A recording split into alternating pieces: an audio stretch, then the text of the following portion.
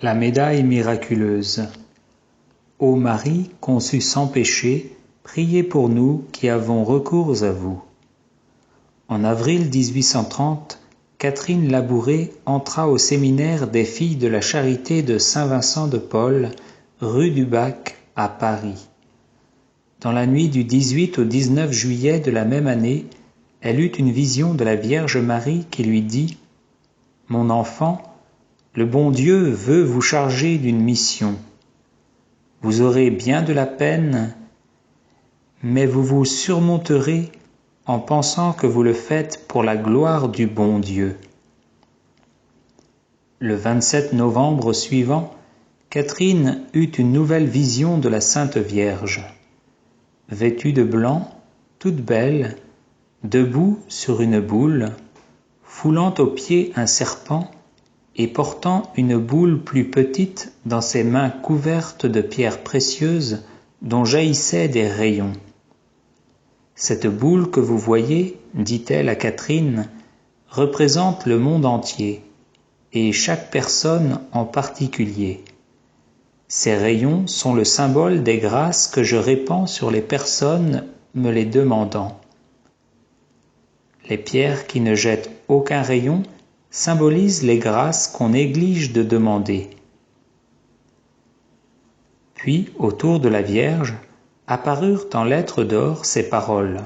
« Ô Marie, conçue sans péché, priez pour nous qui avons recours à vous. » Catherine reçut alors la mission suivante. « Faites frapper une médaille sur ce modèle. Toutes les personnes qui la porteront recevront de grandes grâces.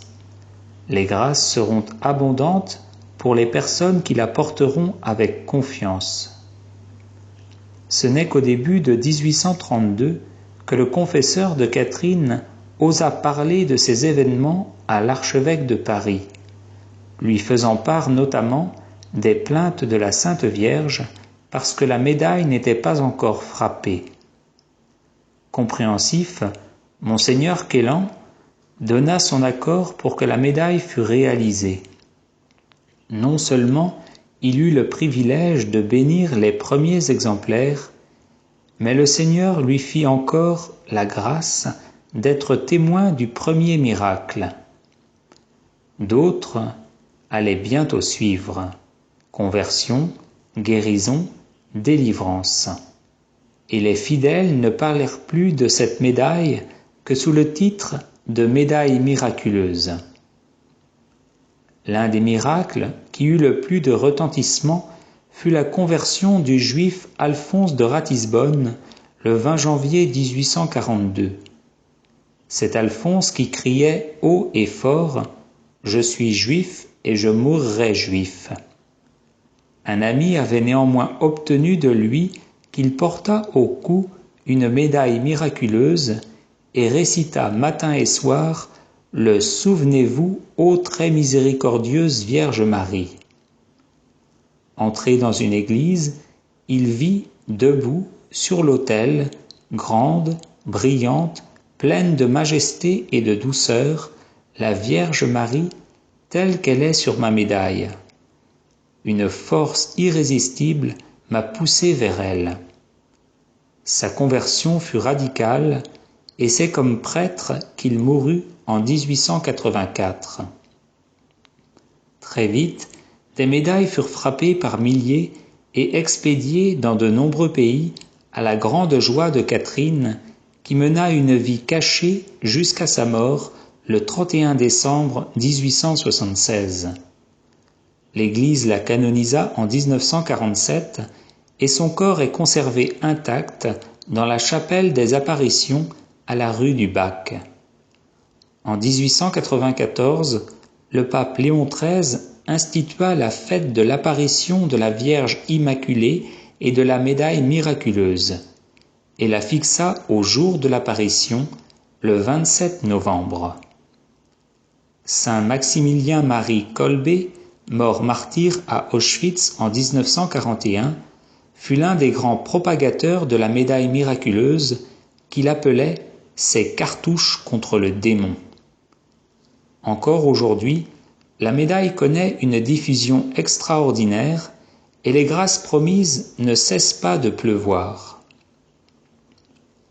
L'avers de la médaille représente Marie, debout, bras détachés du corps, mains ouvertes, étendues vers la terre en geste d'offrande.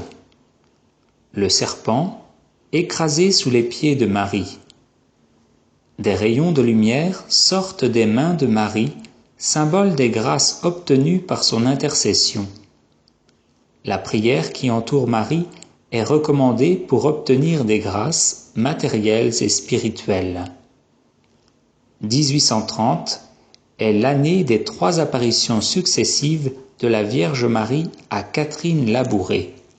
Le revers de la médaille représente la croix, qui est le signe chrétien par excellence. Elle fut l'instrument du salut du monde. La lettre M au pied de la croix, qui signifie la participation de Marie à la passion de son Fils. Les 12 étoiles, les 12 tribus d'Israël et les 12 apôtres. La femme de l'Apocalypse, figure de Marie, ayant sur sa tête une couronne de 12 étoiles. Le cœur, encerclé d'une couronne d'épines et surmonté de flammes, celui de Jésus, son amour et sa souffrance pour l'humanité. Le cœur transpercé par une épée représente celui de Marie, tel que l'avait prophétisé le vieux Siméon.